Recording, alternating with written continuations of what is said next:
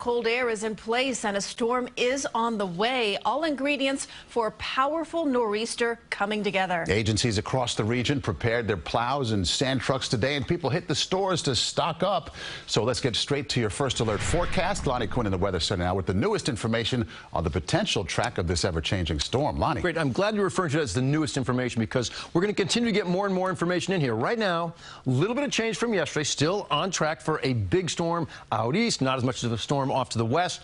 That could change if the models start to push it back to the west. So let's talk about everything. Currently, it's just, cold but clear. 31 degrees outside. That cold air will be in place by the time we get to the storm event on Friday night going into Saturday. So we now have winter storm warnings. They've already been issued for parts of our area. Not everybody. There's a big range out there. Little to nothing. Well, north and west. I mean, you're thinking like, what storm, right? But then off to the east, Long Island will feel the worst of it. In fact, it could be Long Island, even maybe portions of the Jersey Shore. Gusty winds, coastal issues. If you have a shoreline, yeah, you'll have those big waves and you'll have some winds out there as well. Let's talk, though, about these warnings that have been put into effect. Because right now, I said, hey, maybe even the Jersey Shore, much like the east end of Long Island, could get the brunt of it. Currently, the Jersey Shore has a winter storm warning.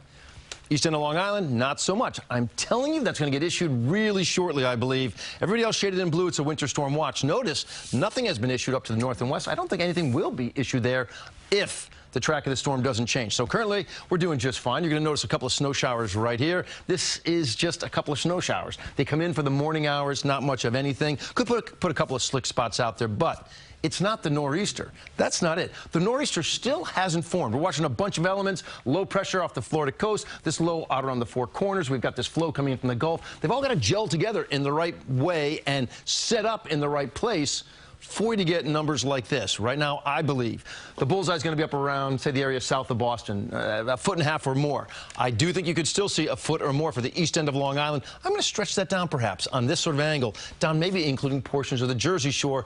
Then you're 6 to 12 as you push in towards the city. The city sort of gets cut in half. I think the eastern side of the city could be seeing the 6 to 12. The western side could be seeing more like a 2 to 6. The numbers are going to get smaller as you push off to the north and west, little to nothing, well north and west. So we're going to talk more about this because it is the big story that we're all watching.